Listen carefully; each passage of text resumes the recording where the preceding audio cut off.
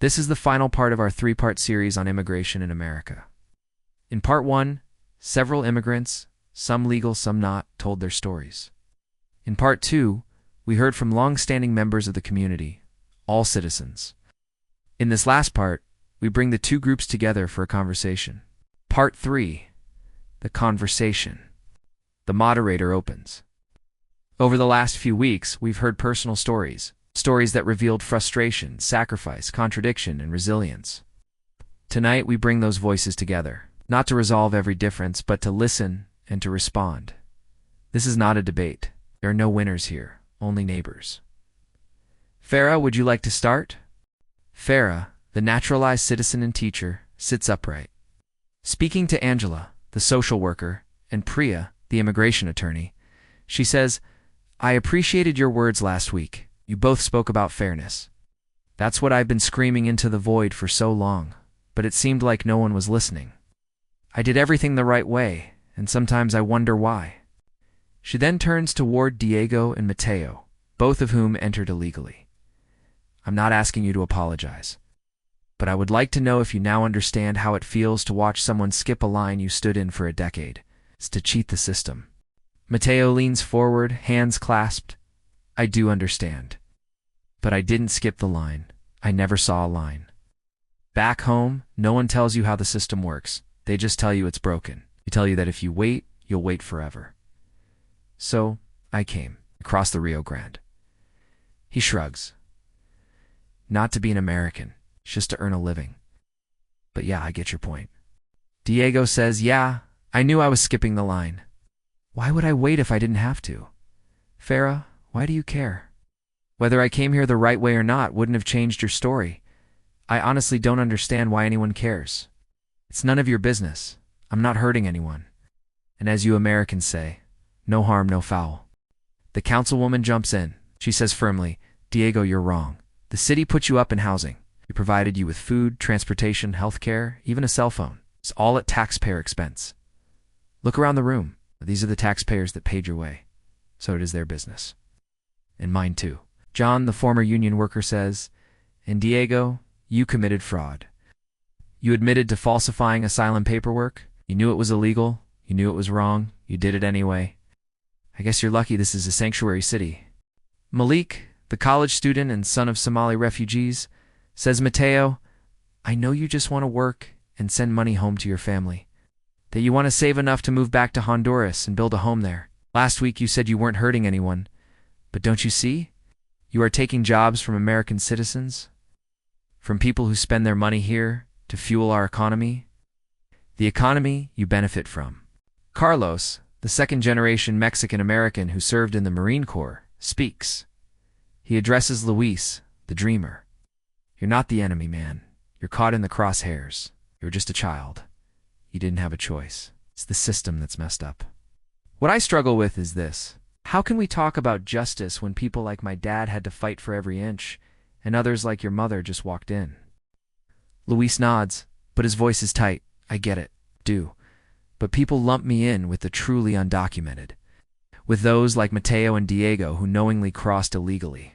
I was 6. I didn't walk in. I was brought in. I don't even remember Mexico. I grew up pledging allegiance to the American flag celebrating the 4th of July. Now I'm told I'm not American enough. I didn't create this mess, but I'm the one stuck in it." Ryan, the firefighter, says, "Luis, you haven't done anything wrong.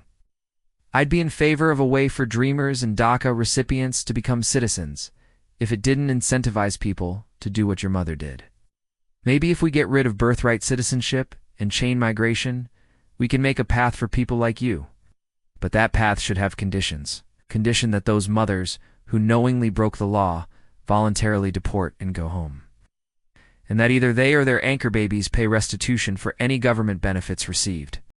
"Rosa, the undocumented mother," says Ryan, "that's cruel. This has been my home for the past 20 years. All of my children are here. Where am I supposed to go? Why should they pay for my sins?"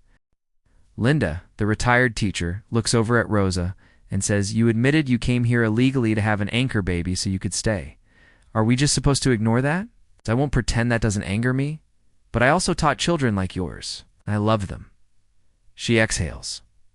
I just wish we could talk about the consequences, about the burden on the system, the negative impact on other students, about holding you accountable without being called cruel. Rosa responds, her voice steady. You're not cruel, you're honest. And I'll be honest too. I didn't come here for freedom. I came for survival. That birth certificate saved my life, saved my kids. Would I do it again? Yes. But do I think it was fair? Of course not. But I didn't care about what was fair. I wasn't playing by rules. I was just trying not to drown. Ryan says, did you even think about the burdens you placed on others? Or did you only think about yourself?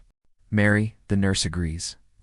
She says, I don't want to seem harsh, but Rosa, how many times did you take your children to the ER instead of to a pediatrician because you didn't have insurance? Who do you think paid for that? How much of a burden did you put on the public hospital system on people like me? The moderator says, let's not all gang up on Rosa. Let's move on. Derek, the barbershop owner, speaks up. He turns to Arturo, the undocumented worker who bragged about working the system. I won't lie, he says, you pissed me off. You make a joke out of something that's costing me everything. My business is dying. I'm paying taxes, licensing fees, insurance, while people like you, cutting corners, put me out of business. You say you're not here to be liked, that you're here to survive? But do you care if people like me survive? John, the laid-off union worker, agrees with Derek. He says to Arturo, Arturo, it's guys like you that cost me my job, a job I worked hard for and had for most of my life. And then he says, Mateo and Diego, that goes for you too. Arturo sits quietly for a moment, less smirk, more pause. I did what I needed to do. But maybe I forgot something along the way. Maybe I got too used to surviving to think about anyone else trying to do the same. Maybe I got too used to playing the game. I don't have anything against you guys. I don't hate you. I don't even know you. John gestures toward the group. This isn't about hate. It's about feeling like the system is laughing at you. It's taking advantage of you, that it's rigged against you. You play the game, you follow the rules, and they keep moving the goalpost. Angela, the social worker, nods. I work with people every day who feel invisible. We're doing the best they can and getting nowhere. They feel abandoned. They're living on the streets and can't get help. They feel like the system has failed them. She pauses, takes a deep breath, then continues. These people, many of whom are veterans, who put their lives on the line for this country, feel like illegals receive better treatment than they do. And honestly, they're not wrong. The councilwoman says, Angela, I don't disagree with you. We need to do better, be better. But resources are limited. We're doing the best we can. Angela, visibly frustrated, replies, then maybe, councilwoman, we should admit that doing our best isn't good enough. Maybe we should reconsider our status as a sanctuary city. Priya, the immigration attorney, agrees. Being a sanctuary city isn't the answer. More importantly, we need to change the language. When we talk about immigration, we need to distinguish between legal immigration and illegal immigration. There are people like Farah, Carlos' father, Malik's parents, and my own parents, all of whom came here legally and eventually became naturalized citizens. They should not be lumped in with people like Rosa, Diego, or Mateo, who came to this country illegally. Certainly not lumped in with the likes of Miguel. Malik says, I think we can all agree that Luis did nothing wrong, but his mother did. How do we reconcile that? We can't ignore the bigger picture. It's the massive burden illegal immigrants put on our economy, on our infrastructure, on our public services. So then he turns and points to Miguel and says, but I'll say this. There's a big difference between someone like Luis, even Diego, Mateo, or Arturo, and someone like him. Miguel sits in the back, arms crossed. He smirks, but doesn't speak. No one defends him. The moderator stands again. He lets the silence hang. Then he speaks. We've heard blame, we've heard pride, we've heard frustration, and at times, even anger. What we haven't heard are answers. Thank you for watching. I hope you enjoyed our series on the voices of immigration in America.